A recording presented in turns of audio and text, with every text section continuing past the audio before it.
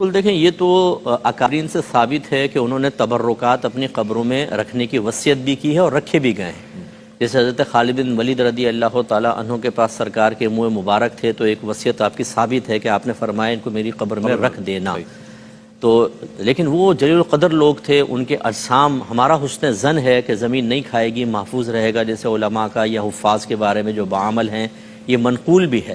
عام آدمی کا بدن جو ہے وہ عمومی طور پہ پھٹتا ہے، اور پھر اس سے یقینی سی بات ہے اگر متبرک چیزیں ہوں گی تو پھر وہ آلودہ بھی ہوں گے۔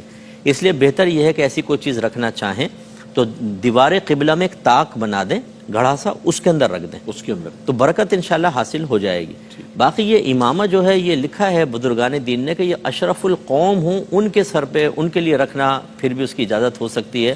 اشرف القوم سے مراد یہ ہے کوئی عالم دین، مفتی، کوئی مجتہد ہوں، کوئی شیخ کامل ہیں، وہ عامل بھی ہوں، عالم بھی ہوں گے اور شیخ کامل بھی ہیں۔